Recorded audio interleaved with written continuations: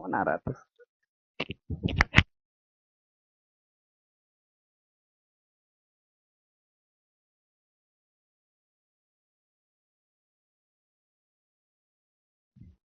क्या हाल चाल है बताइए। ठीक है। कल कुछ गड़बड़ हुआ था। हाँ, कल गड़बड़ हुआ था, हमको पता है, सारी जानकारी है हमको। एक कोई स्टूडेंट भी जो है मैसेज की थी और किया भी था। एक लड़का एक लड़की। तो देखिए, आ,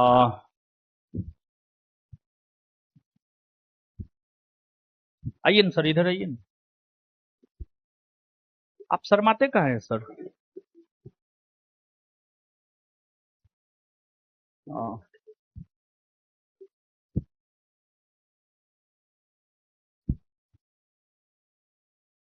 क्या बोल रहे थे?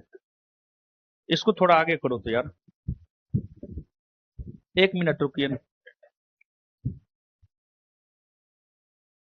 यहाँ पे करो ना, फिर साइड कर देना।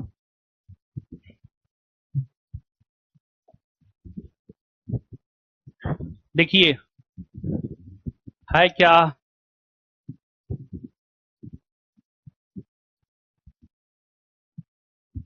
आ, आलोक सर जो है, कितना बरस सर पढ़ा रहे हैं आप यहाँ पे? 2.5 साल से, 2.5 साल से आलोक सर पढ़ा रहे हैं। तो 70वीं बीपीएससी प्रीलिम्स के पहले से आलोक सर पढ़ा रहे हैं। 70वीं बीपीएससी प्रीलिम्स एग्जाम के पहले से आलोक सर पढ़ा रहे हैं, इतना हमको जानकारी है। बाद बाकी कितना बरस से पढ़ा रहे हैं ध्यान में ना है। सर स्वयं बोल रहे हैं 2.5 साल, तो 2.5 साल से पढ़ा रहे हैं। आ, पहली बार सर को जो है, पहला बैच दिए थे सर सुबह में टेस्ट का ना, पहला बैच सर को दिए थे सुबह में टेस्ट का। और फिर इसके बाद जो है आलोक सर ही हमको मोटिवेट किए। 70वीं बीपीएससी प्रीलिम्स एग्जाम के 3 से 4 माह पहले कि सर हम लोगों को जो है बीपीएससी पे भी काम करना चाहिए। और फिर जैसे अभी 72वीं बीपीएससी प्रीलिम्स को लेकर के होमवर्क सीरीज चल रहा है ना, इस होमवर्क सीरीज का कंसेप्ट 70वीं बीपीएससी से ही प्रारंभ हुआ है। हम सर सही बोल रहे हैं या गलत बोल रहे हैं? सही बोल रहे हैं ना? सही बोल रहे हैं। और देखिए, बहुत चीज जो है अभी हम भूल भी चुके हैं। अब तो धीरे धीरे हम सुबह वाला बैच लेते हैं 10 से 12, उसमें तो धीरे धीरे लय में आ गए हैं। और 10 दिन क्लास लिए, उसमें आज आज का जो क्लास था, आज के क्लास में हम फराटेदार बोले हैं, पढ़ाने में फराटेदार बोले हैं, लेकिन अभी आकर के सब चीज भूल गए। तो 70वीं बीपीएससी प्रीलिम्स है, भागो।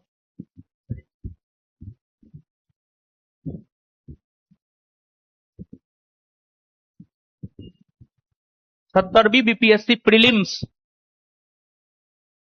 होमवर्क सीरीज हम लोग फ्री में चलाए थे, और उसमें क्लास आलोक सर ही लिए थे। क्या ये सही है या गलत है सर? सही है ना? आप में से कोई थे उस क्लासरूम में? देख लीजिए, बहुत सारे लोग हैं। 70वीं बीपीएससी प्रीलिम्स भी हम लोग फ्री में पढ़ाए, और अच्छा खासा प्रीलिम्स में रिजल्ट हुआ था। और जहां तक हमको याद आ रहा है, लास्ट में 3 दिन सर करंट का क्लास लिए थे। लास्ट में 3 दिन, जहां तक हमको याद, हो सकता है 4 दिन या 5 दिन, 1 सप्ताह लिए हो, लेकिन लास्ट में 3-4 दिन जो है सर करंट का क्लास लिए। क्या दिन सर क्लास? 3, हाँ सही है बोल रहे हैं, 3 दिन, 3 दिन सर क्लास लिए थे। हमको भी थोड़ा बहुत याद आ रहा है। प्रीलिम्स में अच्छा खासा रिजल्ट हुआ। उसके बाद हम लोग 70वीं बीपीएससी का मेंस भी पढ़ाए। उसका तो यूट्यूब पे भी बहुत सारा वीडियो है। 70वीं बीपीएससी मेंस भी हम लोग फ्री में पढ़ाए, जिसमें इतिहास संजय सिंह सर पढ़ाए थे, ज्योग्राफी कौन पढ़ाए थे, संजीव शर्मा सर पढ़ाए थे, पॉलिटी हम स्वयं पढ़ाए थे, और फिर डीआई जो है एसके सेठ सर पढ़ाए थे, साइंस एंड टेक की पढ़ाए थे, क्या नाम, उपेंद्र अनमोल, हाँ कोई बोले हैं नाम, उपेंद्र अनमोल सर पढ़ाए थे। और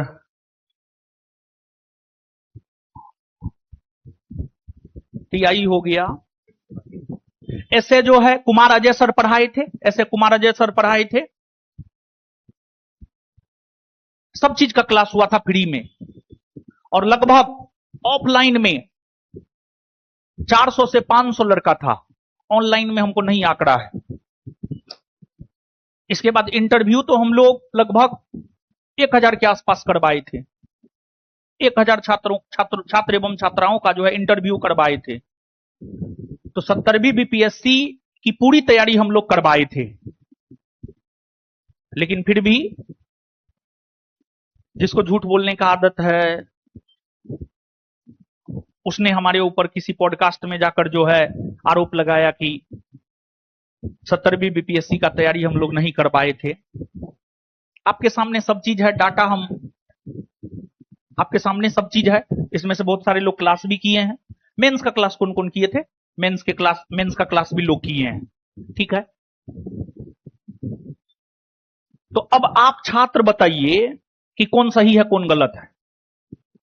हम आपका समय ले रहे हैं, इसके लिए हम माफी चाहते हैं आपसे, क्योंकि जो मूल बात करने के लिए आए थे वो हम भूल गए हैं। इसी वजह से मूल बात को याद करने के लिए ये सब बात हम बोले हैं, ठीक है। तो 70वीं बीपीएससी का ओवरऑल हम लोग सब चीज फ्री में करवाए हैं, और अच्छा खासा रिजल्ट भी हुआ है 70वीं बीपीएससी से। टेस्ट भी, हाँ 70वीं बीपीएससी में हाँ प्रीलिम्स टेस्ट भी फ्री में करवाए थे। हाँ चलिए, आप लोग भी याद दिला रहे हैं, बहुत बढ़िया। और उसमें हम बोले भी थे, हमको टेस्ट में लगभग 70 लाख रुपया खर्च हुआ था। फ्री में टेस्ट करवाए थे, और टेस्ट तो हमको लगता है 2,500 से 3,000 लड़का ऑफलाइन दे रहा था यहां पर। क्या ये सच है? सच है ना? चलिए, इसके प्रूफ तो आप सब लोग हैं। तो आप सब लोग भी थोड़ा सा जवाब दीजिए। अरे मेरा कोई नहीं है महाराज,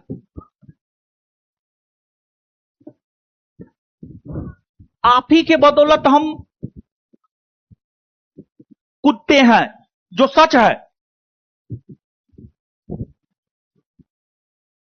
तो एक तो झूठ का पर्दाफाश उनका यहीं पे हो गया। अब मूल बात पे आते हैं। अब मूल बात याद आ गया। फिर 71वीं बीपीएससी में भी हम लोग पूरा तैयारी करवाए हैं, प्री मेंस सब चीज। अभी 72वीं बीपीएससी की बात है। अब आपके काम की बात।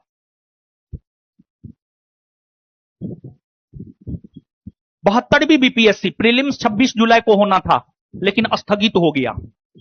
पता है, हम इससे आपको हम बता नहीं सकते। हम रात में सर से बात किए हैं। सर को लगभग हमको लगता है 8 बजे से लेकर के 10 साढ़े 10 बजे छोड़े हैं। 2.5 घंटा बात हुआ है।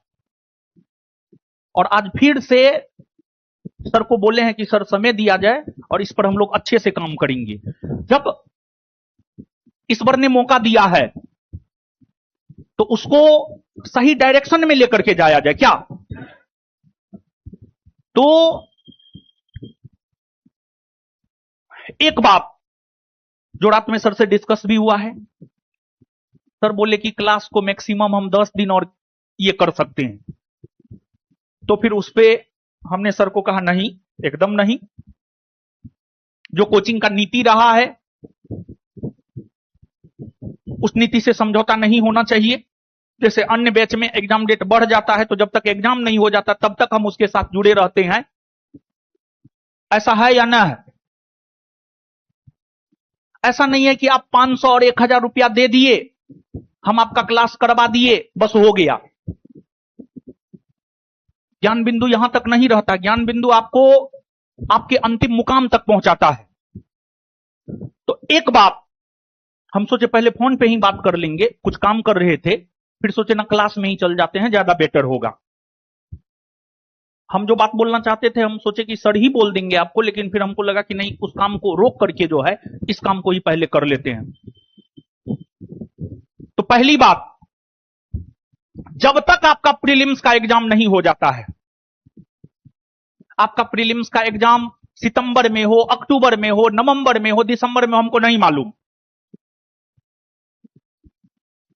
लेकिन हम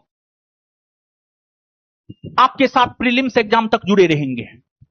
पहली बात, आपको हम छोड़ेंगे नहीं, पहली बात।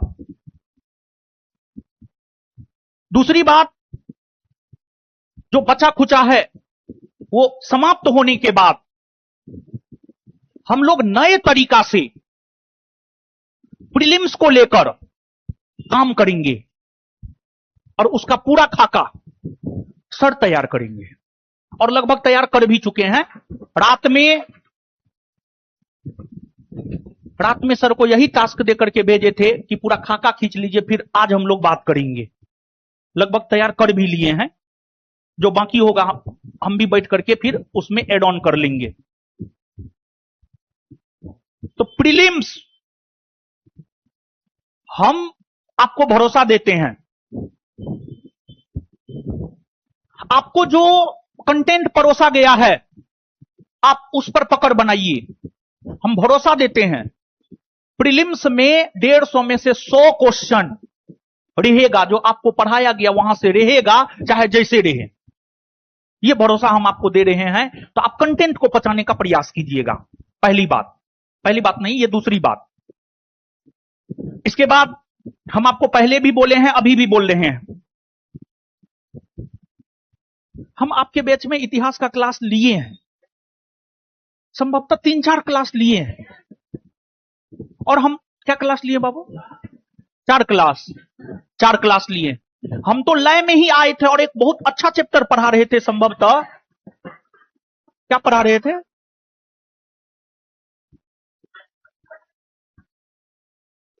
जो भी पढ़ा रहे थे, लेकिन अच्छा कंसेप्चुअल चैप्टर था, इतना हमको याद है। पढ़ा रहे थे इतिहास में।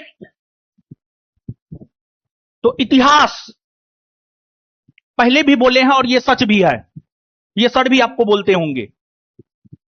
इतिहास में बीपीएससी प्रीलिम्स में इतिहास, करेंट, साइंस, ये तीनों अच्छा हो गया तो प्रीलिम्स का बेड़ा पार हो सकता, हां या ना?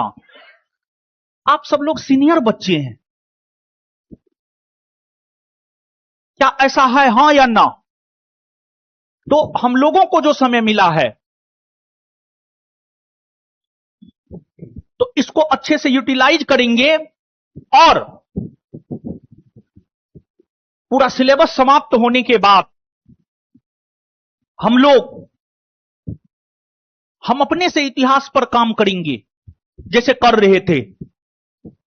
करेंट सर को देंगे और साइंस, क्या नाम है सर का, मनीष उपाध्याय सर को देंगे। और हल्ला मत कीजिए, हल्ला नहीं कीजिए बाबू।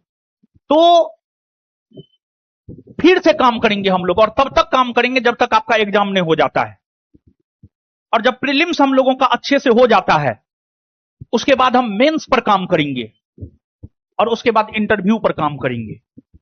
और इस बार मेंस में, पिछली बार जो मेंस में कमी रही है, मेंटरशिप प्रोग्राम, इस बार मेंस में हम लोग मेंटरशिप प्रोग्राम भी, क्लास के साथ साथ मेंटरशिप प्रोग्राम भी चलाएंगे।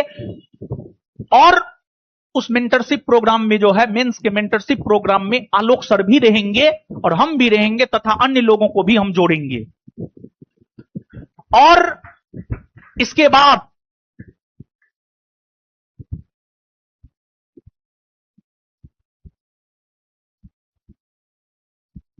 आपको जानकर आश्चर्य होगा, एक लड़का का कल कॉल आया है,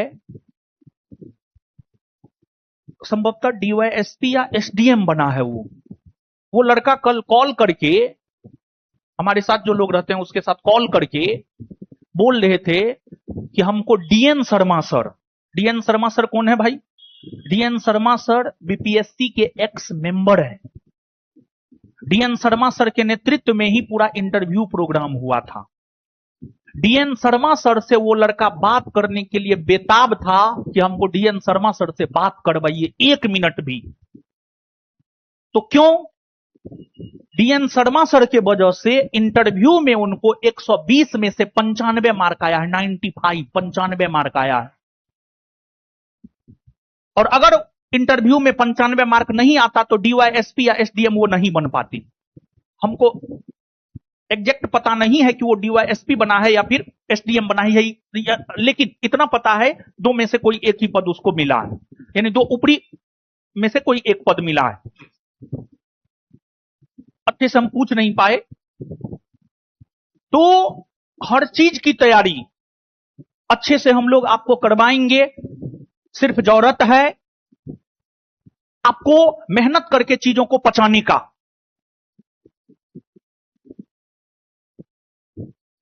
तो आप सिर्फ इतना चीज के लिए तैयार रहिए कि आप मेहनत करके चीजों को पचा लीजिए। बाद बाकी कंटेंट, ज्ञान बिंदु कंटेंट के लिए ही जाना जाता है, दूसरा कोनो चीज के लिए नहीं जाना जाता। पीआरआईटी सेल के लिए ज्ञान बिंदु नहीं जाना जाता है, ज्ञान बिंदु कंटेंट के लिए जाना जाता है। तो और इसके बाद कल आप सब कल क्लास रख रहे हैं ना, कल आप सब लोगों को आना है, जरूर आना है। और कल हो सकता है, हम अभी कंफर्म नहीं करेंगे, लेकिन कल हो सकता है 2-4 डीएसपी 2-4 एसडीएम से हम आपको मिलाएं, जो 70वीं बीपीएससी में संस्थान से जुड़ करके आज डीएसपी और एसडीएम बने हैं। कल हो सकता है, कल आपको एज इट इज क्लास रखना है। कल हो सकता है, हम इसकी गारंटी नहीं ले रहे हैं, लेकिन कल हो सकता है हम उन लोगों को बुलाएं। और देखिए, जैसे हमारे ही जीवन में हम एक पिंकी दीदी का नाम लेते हैं। देखिए, छोटा छोटा चीज कभी कभी बहुत बड़ा परिवर्तन आपके जीवन में करता है। तो सफल लोगों के हर बात को नहीं मानना। हर किसी का स्ट्रेटजी अलग हो सकता है, हर किसी के काम करने का तरीका अलग हो सकता है, लेकिन उसमें से जो चीज आपको सफलता के मुकाम तक पहुंचा सकता है, वो चीज आपको जरूर ग्रहण करना चाहिए। हां या ना? तो हो सकता है कल आप एजीटी सर क्लास रखेंगे, हो सकता है हम ऐसा करें, 2-4 डीएसपी या 2-4 एसडीएम से जो हम आपको मुलाकात करवाएं, जो आपको पूरी तैयारी की रणनीति बताएंगे।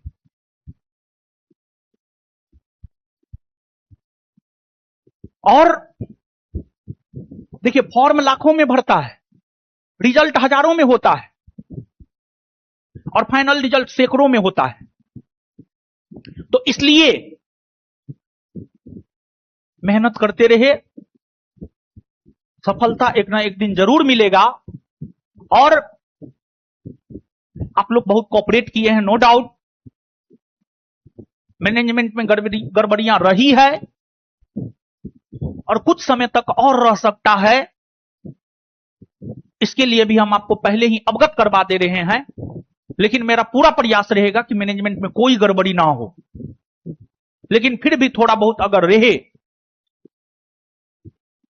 तो हम आपसे हाथ जोड़ करके रिक्वेस्ट करते हैं कि प्लीज उसको थोड़ा एक्सेप्ट करेंगे। और ये बात हम सर आपसे भी बोल रहे हैं, ठीक है ना? आपसे भी सर हम बोल रहे हैं, ठीक है ना? देखिए सर,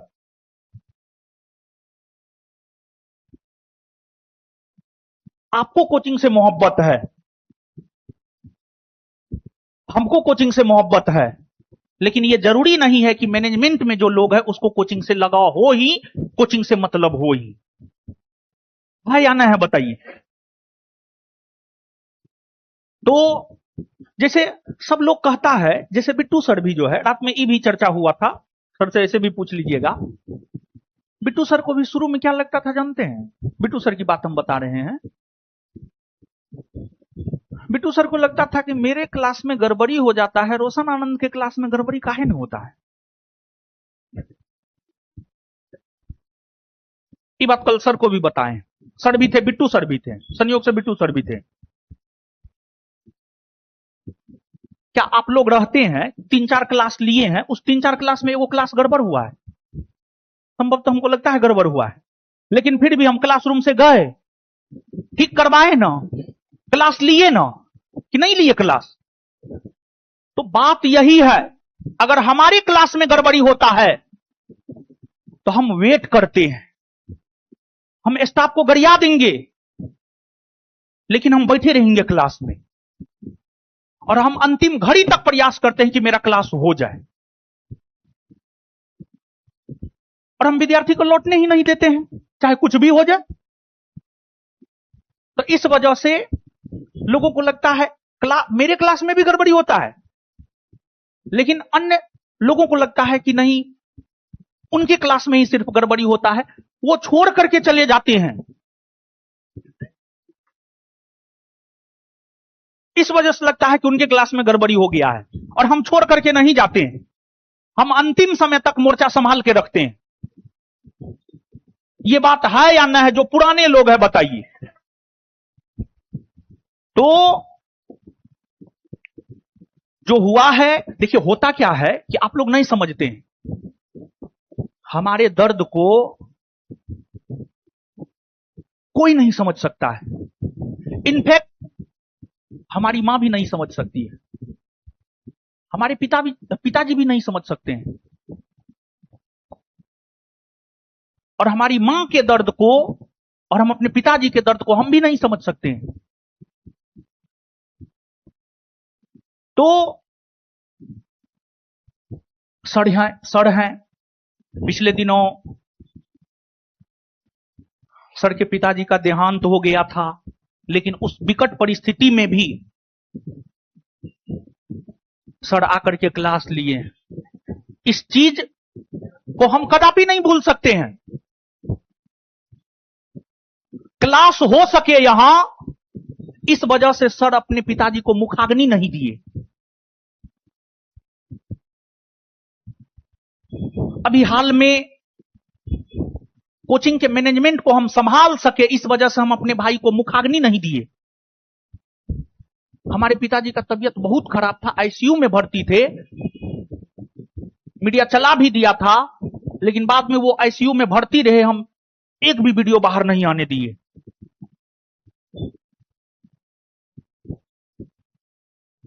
तो पिताजी बीमार थे, वो दे नहीं सकते थे, हमको इधर का चीज देखना था, हम इस वजह से नहीं दिए। इच्छा तो मेरा 100% था कि हम ही दे, लेकिन फिर हम बंध जाते। और हमारे दादाजी का निधन 2014 में ही हो गया था। हमारे दादा 7 भाई, उसमें से एक भाई मुखाग्नि दिए हैं, जो अच्छे से चल नहीं सकते हैं, अच्छे से बोल नहीं सकते हैं। बताइए हम कितना बदनसीब हैं कि चाह करके भी हम अपने भाई को मुखाग्नि नहीं दे पाए। हमारे पिताजी कितने बदनसीब हैं, वो भी नहीं दे पाए। इससे बड़ा बदनसीबी और क्या हो सकता है? हमको तो नहीं लगता इससे बड़ा बदनसीबी और भी कुछ हो सकता है।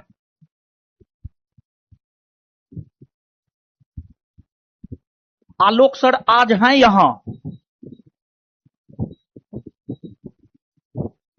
कल भी रहेंगे, लेकिन अगर मान लिया जाए कि परसों या अगले कुछ वर्षों में यहां नहीं रहते हैं, तो इनका जो ऋण है ज्ञान बिंदु पर, वो ऋण को हम कभी नहीं भूल सकते हैं। सब कोई भूल जाए, ज्ञान बिंदु कोचिंग भूल जाए, लेकिन हम नहीं भूल सकते हैं सर उस विकट परिस्थिति में भी क्लास लिए हैं। और आपको मालूम नहीं होगा, सर नहीं बताए होंगे, हम बता दे रहे हैं। पिताजी नहीं है, हर चीज देखना होता है। पिछले दिनों सर की बहन का तबीयत खराब था, आपको बताए हैं। रात में 1:30-2 बजे सर यहां से गए हैं BHU बनारस गए हैं। तो थोड़ा पारिवारिक चीज भी देखना होता है। पिताजी नहीं है तो बहन के लिए एक भाई ही पिता जैसा होता है। तो बहुत सारी चीजें हैं, बहुत सारी चीजें हम लोग, आपको क्या लगता है, आप विश्वास नहीं मानिएगा, 13 जून से लेकर आज तक कोई ऐसा दिन नहीं होगा जिस रोज हम तकिया पर मुंह देकर के अकेले में ना रोए होंगे। कोई ऐसा दिन नहीं होगा।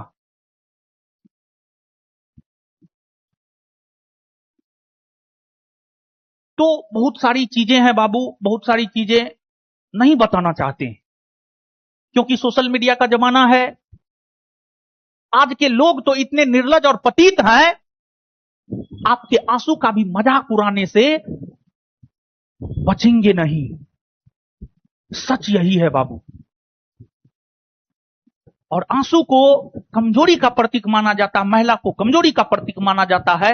ना महिला कमजोरी का प्रतीक है, ना आंसू कमजोरी का प्रतीक है। तो लेकिन हम लोग स्वयं आप लोगों से बहुत कुछ छिपाते हैं और हम आपको अभी भी कह रहे हैं, अरे हमारे पर्सनल लाइफ में क्या हो रहा है उससे क्या मतलब है, स्टूडेंट को नहीं होना चाहिए मतलब। पढ़ाई लिखाई से मतलब होना चाहिए। जो मूल चीज है, जो आप करने आए हैं, उससे मतलब होना चाहिए। तो सब लोग पढ़िए लिखिए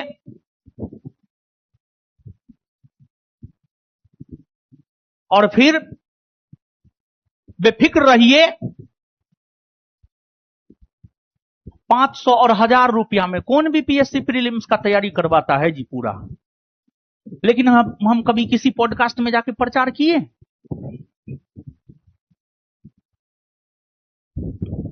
इसी चीज को आपको समझने की जरूरत है।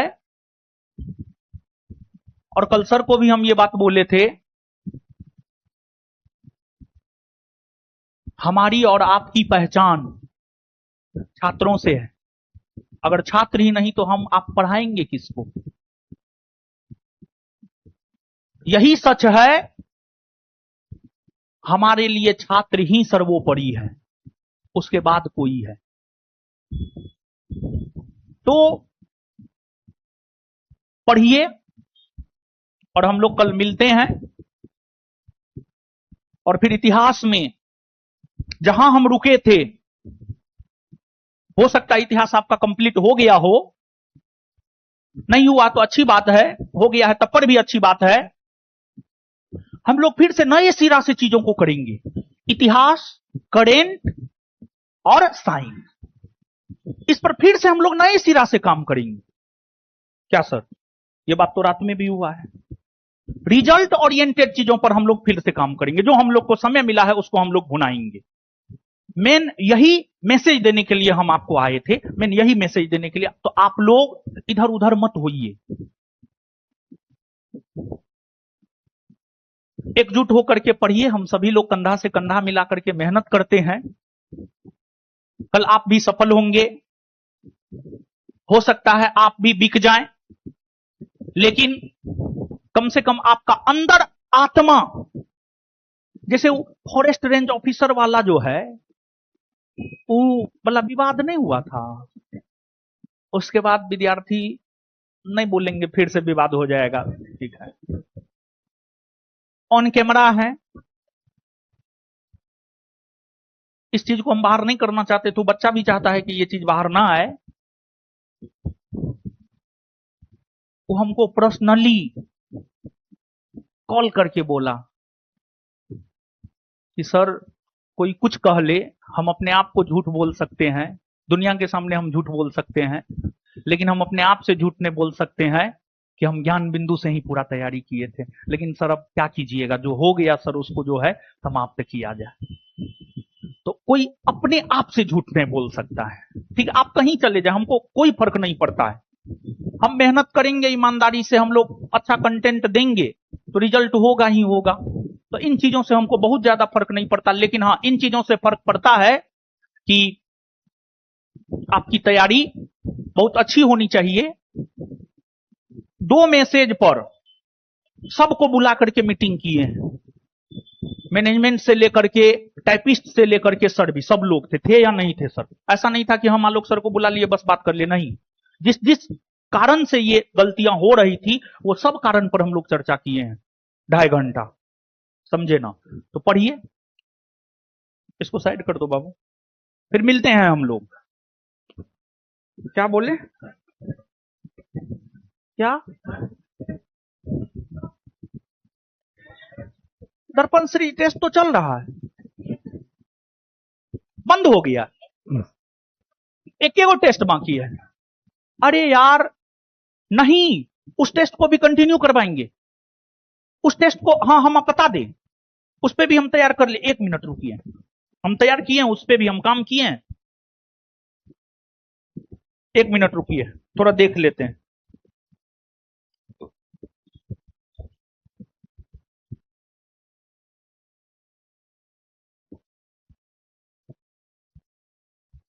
लगता है ना है वो पेज,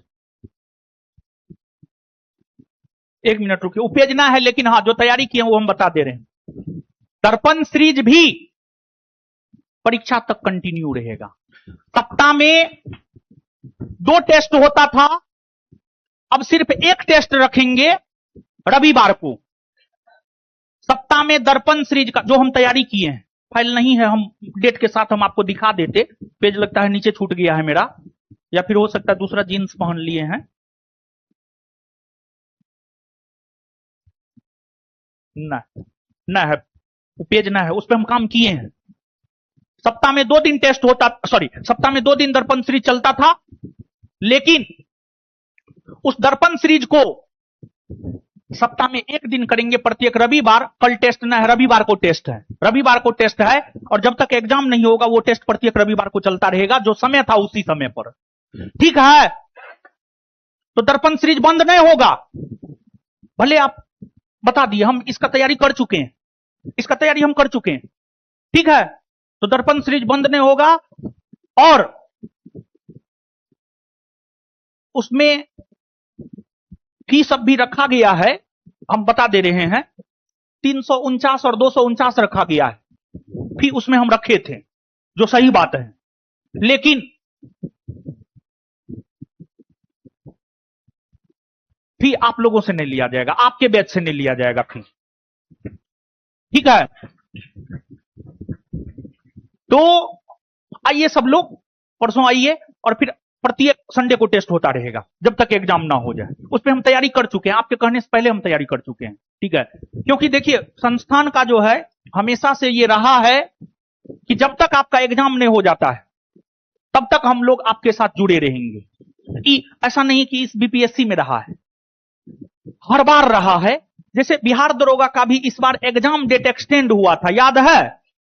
तो एग्जाम डेट एक्सटेंड हुआ, उसके बावजूद भी हम लोग जब तक एग्जाम नहीं हुआ तब तक हम लोग विद्यार्थी के साथ कंधा से कंधा मिलाकर काम करते रहे, याद है? हाँ या ना? तो आपके साथ भी हम कंधा से कंधा मिलाकर काम करते रहे, ठीक है ना? तो फिर मिलते हैं कल, धन्यवाद।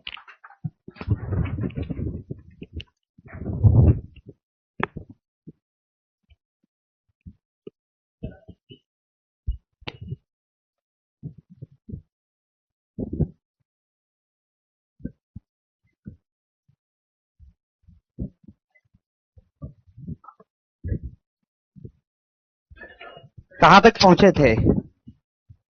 देखिए, अभी हम आप लोग से आज चर्चा कर ही रहे थे कि सब कुछ है, हम लोगों ने कितना सिलेबस पढ़ा, कुछ भी किया, लेकिन सर का आना अपने आप में एक बहुत बड़ी बात हो जाती है, समझ रहे हैं ना? और मुझे लगता है कि सर जितने भी दिन क्लास में आए होंगे, आप लोग के लिए कुछ ना कुछ बेटर जरूर रहा होगा, हर दिन बेटर रहा होगा, आप ढूंढने का प्रयास कीजिएगा, रहा है ना? बस मेरा भी यही प्रयास था कि कम से कम सर आए क्लास में, ठीक है? तो बहुत बेहतर रहा और आप लोग के लिए बहुत सारी चीजें आज सुनने को मिली और मुझे लगता है कि इससे भी ज्यादा उम्मीद करते हैं कि कल आप लोग, और देखिए हम बार बार आप सभी छात्रों से आग्रह भी कर रहे थे कि जितने लोगों ने क्लास इसलिए एग्जिट कर दिया, मतलब छोड़ दिया है, स्किप किया है कि एग्जाम डेट एक्सटेंड हो गया है, ठीक है। ऐसा नहीं है, छात्र देखिए करता क्या है, छात्र थोड़ा सा बदमाशी करता है। वो ऐसा नहीं कि एकदम से चला गया, वो क्या करेगा, एग्जाम डेट जैसे ही आएगा तुरंत आ जाएगा, है ना, तुरंत आके लेटर लिख के देगा कि सर पंचायती राज व्यवस्था तो अभी नहीं पढ़ाए हैं, जबकि ऐसा नहीं कि उस दौरान नहीं चला है, बीच में चल गया होता है। तो हम सभी छात्रों से कहेंगे, जितने भी छात्र अभी पढ़ाई को अगर कुछ समय के लिए स्थगित किया ना, कंटिन्यू कर दीजिए। देखिए हो सकता है इनकेस अगर 45 दिन में भी एग्जाम लग जाए तो भले हम लोगों ने पढ़ाई कर लिया है, लेकिन एक बेहतर तैयारी की आवश्यकता होती है हर एग्जाम के अंदर कॉन्फिडेंस बनाने के लिए, समझ रहे हैं ना।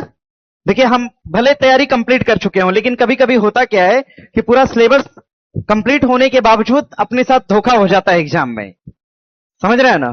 तो सिलेबस तो आप लोग का कंप्लीट होगा ही, सिलेबस तो अप्रोक्सीमेटली मुझे लग रहा है कि 10 से 15 दिन हार्डली जाएगा, हार्डली हम बता रहे हैं 15 दिन सिलेबस आप लोग का फाइनली कंप्लीट हो जाएगा।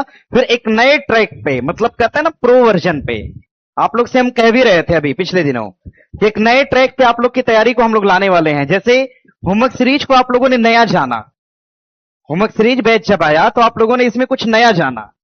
नया जाना का मतलब आप लोग हर चीज पढ़ना सीख गए, इंक्लूड हम करना चाहेंगे बिहार स्पेशल और करंट अफेयर। कितना अभाव था, आप लोग समझ रहे हैं इन चीजों का, समझ रहे हैं ना। अब जानते हो छात्र क्या करता है, वो जब पेपर देने जाता है ना तो पहले ही ढूंढता है करंट अफेयर कहां है, खोजो पहले उसी को लगाओ, करंट को ही लगाओ। तो कम से कम सोचिए, जिस चीज से इतना दूर भागता था स्टूडेंट, उससे आज प्रेम हो गया।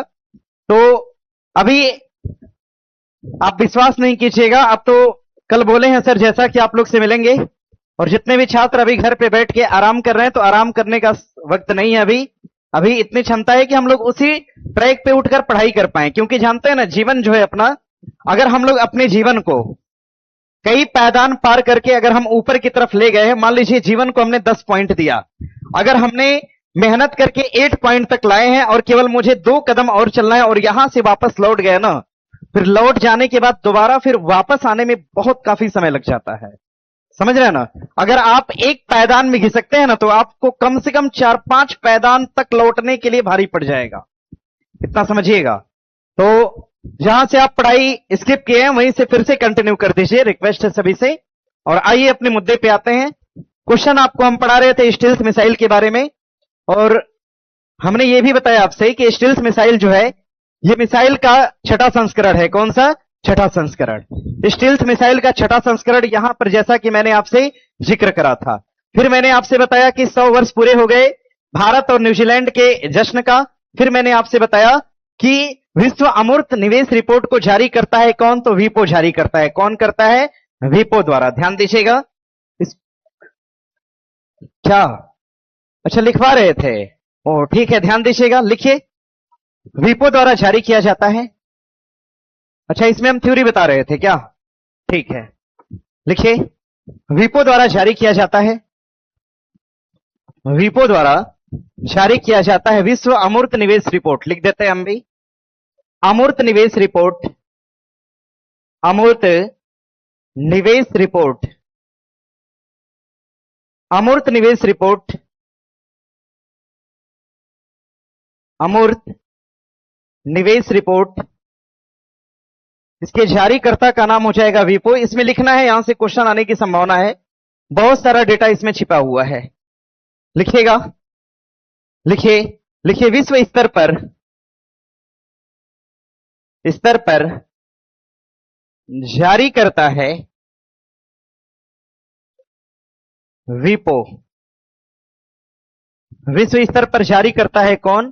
तो वीपो जारी करेगा। विश्व स्तर पर जारी करने वाला हो जाएगा आपका वीपो। विश्व स्तर पर इसे जारी करेगा वीपो। आगे लिखिएगा इसी में।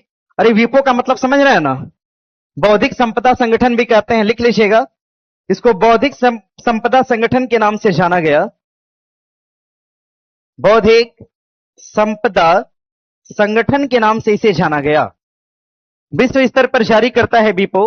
जिसको बौद्धिक संपदा संगठन के नाम से जाना गया। और इस बीपो ने यह रिपोर्ट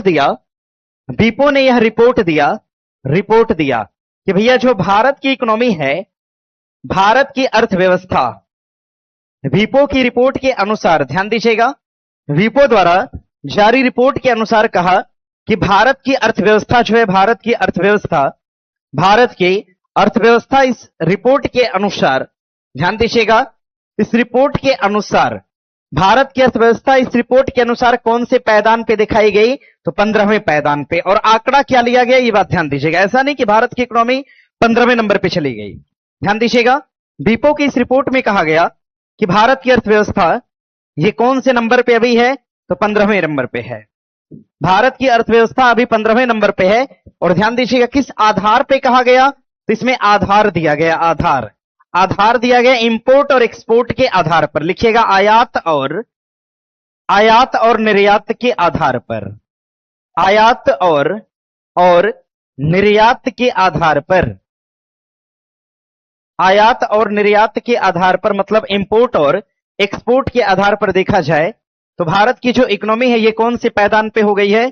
तो भारत की इकोनॉमी जो है ये 15वें पायदान पे है। इस बात को ध्यान में रखिएगा, भारत की अर्थव्यवस्था 15वें पायदान पे आ गई है। इस बात को ध्यान दीजिएगा। हाँ, इसी में कहा गया, लिखिए वर्ष 2014 के बाद, वर्ष 2014 के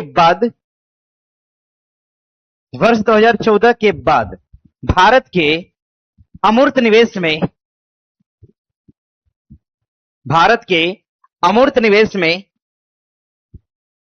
3 गुना ज्यादा वृद्धि देखी गई। भारत के अमूर्त निवेश में 3 गुना ज्यादा वृद्धि देखी गई, 3 गुना ज्यादा वृद्धि देखी गई। भारत के अमूर्त निवेश में 3 गुना ज्यादा वृद्धि देखी गई तथा लिखिएगा भारत में निवेश का सबसे बड़ा हिस्सा, भारत में निवेश का सबसे बड़ा हिस्सा, निवेश का सबसे बड़ा हिस्सा लगभग 45%, लिखिए लगभग 45% सॉफ्टवेयर और डाटाबेस है, सॉफ्टवेयर और डेटाबेस है। निवेश का मतलब हम कहीं खर्च कर रहे हैं और सबसे ज्यादा पैसा हम 45% के आसपास कहां खर्चा करते हैं? तो अपने देश के लिए सॉफ्टवेयर डेवलपमेंट करने में और डेटा बेस को मजबूत करने में करते हैं। आगे बना लीजिएगा, आगे लिखिएगा, इसी में लिखिए, अरे निवेश का बड़ा हिस्सा लगभग 45% सॉफ्टवेयर और डेटाबेस में करते हैं, सॉफ्टवेयर और डेटाबेस में करते हैं। हो गया, सॉफ्टवेयर और डेटाबेस में करते हैं। आगे लिखिएगा, लिखिए भारत में नीतिगत सुधार और भारत में नीतिगत सुधार और भारत में नीतिगत सुधार और डिजिटल विकास में उत्तरोत्तर वृद्धि देखी गई। नीतिगत सुधार और क्या बोले थे? हाँ, डिजिटल विकास में उत्तरोत्तर वृद्धि देखी गई, उत्तरोत्तर वृद्धि देखी गई।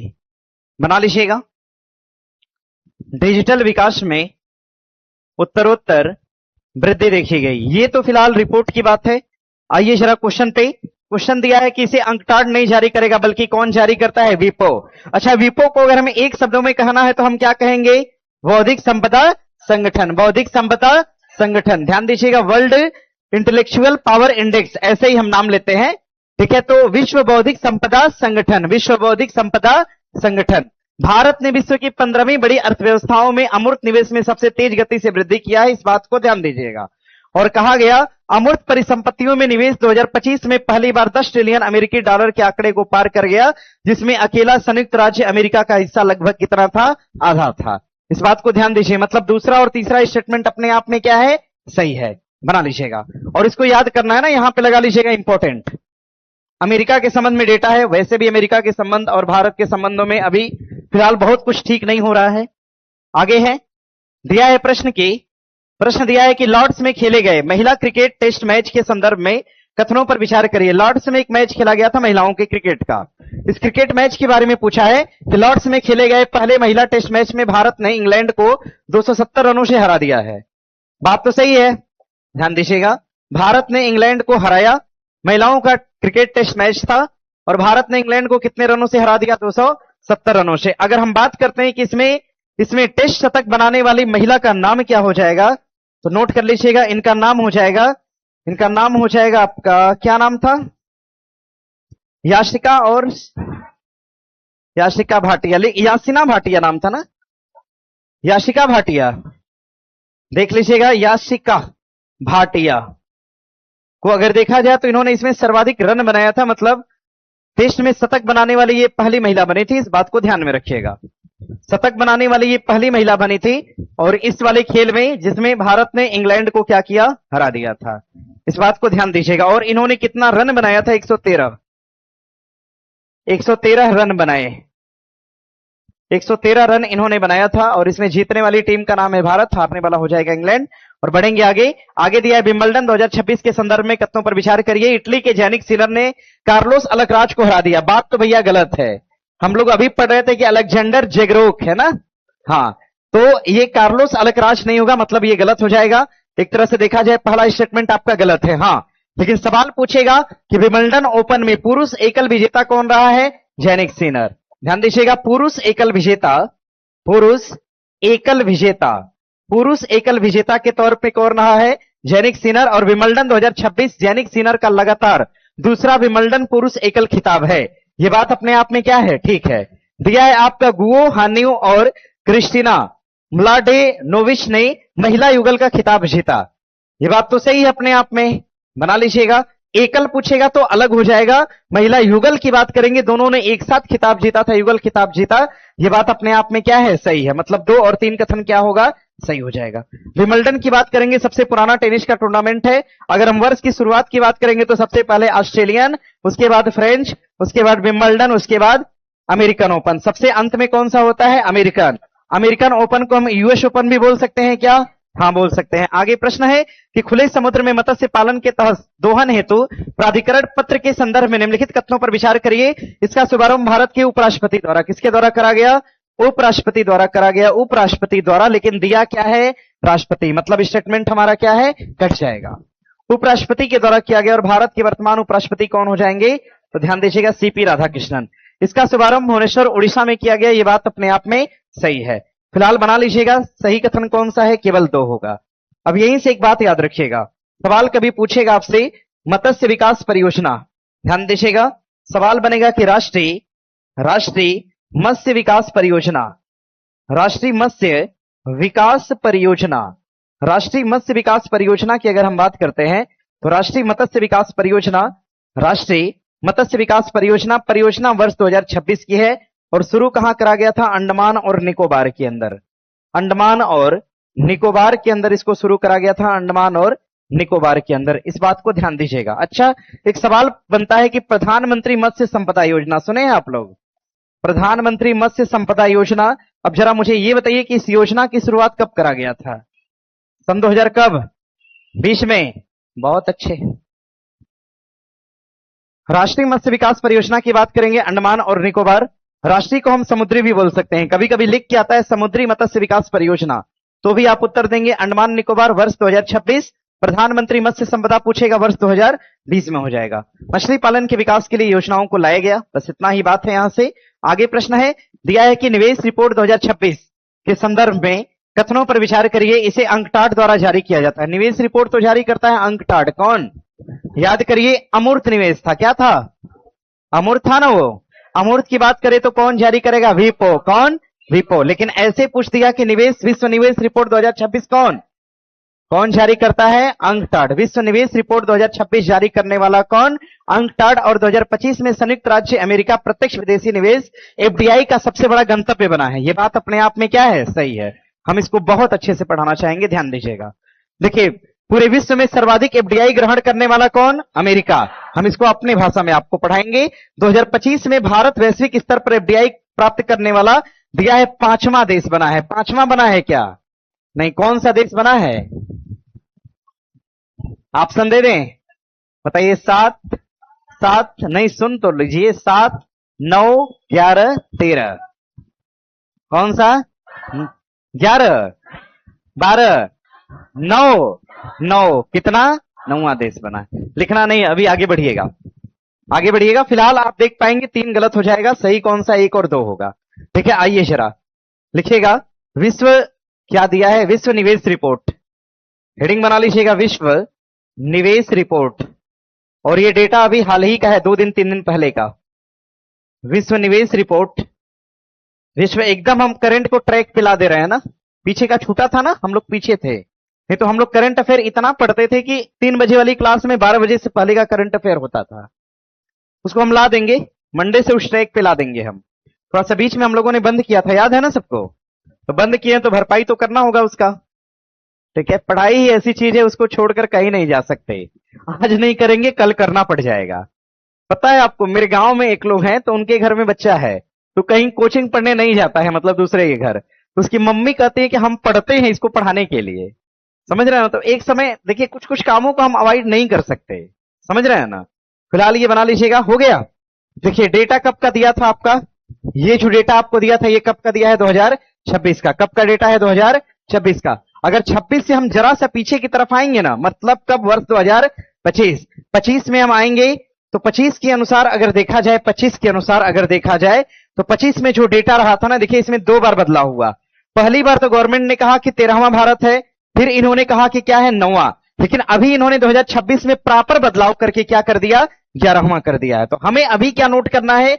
25 के अनुसार डेटा कौन सा हो जाएगा? 13वां रहा है, 13वां रहा है। अब इसको हम पूरा सिंप्लीफाई करेंगे तो एक एक दिन का डेटा हम आपको बता देंगे। क्लियर है इतना? आइएगा, लिखिए। विश्व निवेश रिपोर्ट जारी करता है कौन? लिखिएगा, जारी करता। जारी करता हो जाएगा अंकटाड। कौन जारी करता? अंकटाड। अंकटाड इसको जारी करेगा, ध्यान दीजिएगा। लिखिएगा, लिखिए इसमें शीर्ष पर डैश करके लिखिएगा अमेरिका रहा। इसमें शीर्ष पर अमेरिका रहा। इसमें शीर्ष पर अमेरिका रहा। और ये 2 सालों के अंदर अमेरिका तो हमेशा टॉप पे रहा, लेकिन भारत कभी 2 पायदान ऊपर गया, कभी 2 पायदान नीचे गया। तो अगर हम 11 को आंकड़ा मान ले तो 2 पायदान ऊपर जाएगा तो कितना होगा? 13, और 2 पायदान नीचे जाएगा तो 9 हो जाएगा। ठीक है, इसी के भीतर भारत रहा है। कुछ वर्षों में, कुछ महीनों में भारत 9 भी रहा है, कुछ महीनों में 11 रहा है, कुछ महीनों में 13 रहा है। तो एकदम एग्जैक्ट डेटा हम लोग पढ़ लेते हैं, 2026 वाला लास्ट लेटेस्ट। तो लिखिएगा, वर्ष 2026 मतलब जुलाई 2026 के अनुसार अगर देखा जाए, जुलाई 2026 के अनुसार, जुलाई 2026 के अनुसार अगर देखा जाए तो भारत 13 से 2 पायदान नीचे की तरफ खिसका, 13 से 2 पायदान नीचे की तरफ खिसका जुलाई में। तो जुलाई के अनुसार अगर देखा जाए तो भारत का स्थान क्या है? 11वें नंबर पे कौन रहा? तो भारत रहा। ये डेटा आपका रियल है। इस रिपोर्ट में देखिए यही होता है, 11 एक कांस्टेंट नंबर है, 2 आगे बढ़ेगा तो 13 हो जाएगा। ठीक है, 11 से 2 पायदान घटा तो कितना? 9। 13 से 2 पायदान घटा तो 11, फिर 11 से भी घटेगा 9। यही होता है अमूमन, हर साल इसी आंकड़े में होता है। तो इस बार का आंकड़ा जो है क्या बता रहा है? 11वें पायदान पे है। आइए जरा लिखिएगा, निवेश को हम क्या बोलते हैं? एफडीआई। क्या बोलते हैं? एफडीआई। जो निवेश शब्द है, निवेश, इस निवेश शब्द को हम डिनोट करते हैं किससे? एफडीआई। एफडीआई को हम अगर फुल फॉर्म बोल दे तो इसको हम क्या बोलते हैं? प्रत्यक्ष विदेशी निवेश। प्रत्यक्ष विदेशी निवेश। सवाल बनेगा कि प्रत्यक्ष विदेशी निवेश में पूरे विश्व में टॉप पर कौन रहा? तो टॉप पर कौन रहा? अमेरिका। पूरे अगर प्रत्यक्ष विदेशी निवेश की बात करेंगे तो इसमें भारत में टॉप पर कौन रहा, तो भारत में टॉप स्टेट कौन सा रहा, महाराष्ट्र। जहां पर कंपनियां ज्यादा है वही रहेगा महाराष्ट्र रहा। अब देखिए सवाल क्या पूछता है, निवेश रिपोर्ट के अनुसार अगर देखा जाए तो भारत में सर्वाधिक एफडीआई, भारत में सर्वाधिक एफडीआई कौन देता है, सर्वाधिक एफडीआई भारत में देने वाला कौन, सिंगापुर है। कौन है, सिंगापुर। और भैया यहीं से ध्यान दीजिएगा, सिंगापुर की कंपनी का नाम हो जाएगा कैपिटल इन्वेस्ट। क्या नाम है, कैपिटल इन्वेस्ट कंपनी। कंपनी का नाम हो जाएगा कैपिटल इन्वेस्ट कंपनी, इस बात को ध्यान में रखिएगा, फिलहाल बना लीजिए। कंपनी का नाम हो जाएगा कैपिटल इन्वेस्ट कंपनी, कंपनी का नाम होगा कैपिटल इन्वेस्ट कंपनी, इसको नोट कर लीजिएगा। और यहां से बढ़ेंगे हम आगे, आगे बढ़ेंगे। आगे देखिए प्रश्न दिया है, हाल ही में गुजरात के गिर वनों में संरक्षण के क्षेत्र में एक बड़ी सफलता दर्ज की गई है, जिसमें निम्नलिखित पक्षियों का सफल पुनः प्रवेश और प्रजनन शुरू हो गया है। यह भारतीय धूसर हॉर्नबिल के नाम से जाना गया, लाल गर्दन वाला हॉर्नबिल कहा गया, या मालाबार पाइन हॉर्नबिल कहा गया, कि नारकोंडम हॉर्नबिल कहा गया, कोई बताएगा? ध्यान दीजिएगा, ये दिया है, इसका नाम हो जाएगा भारतीय धूसर हॉर्नबिल, इसको भारतीय धूसर हॉर्नबिल कहा गया। और हॉर्नबिल पक्षी के नाम पर एक त्योहार मनाया जाता है, याद है ना? हॉर्नबिल त्योहार कहां, ये बताइए, पूर्वोत्तर के अंदर त्योहारों का त्योहार किसको कहा गया, किसको लिखना होगा, लिखिए, लिखिएगा। पूर्वोत्तर में, पूर्वोत्तर में लिखिए भैया, लिखिए, लिखिए, पूर्वोत्तर में त्योहारों का, हाँ लिखिए, त्योहारों का त्योहार, पूर्वोत्तर में त्योहारों का त्योहार लिख लीजिएगा। कौन सा त्योहार होगा, हॉर्नबिल त्योहार होगा। पूर्वोत्तर में त्योहारों का त्योहार हो जाएगा, कौन सा त्योहार, हॉर्नबिल त्योहार हो जाएगा। पूर्वोत्तर में त्योहारों का त्योहार हो जाएगा हॉर्नबिल त्योहार।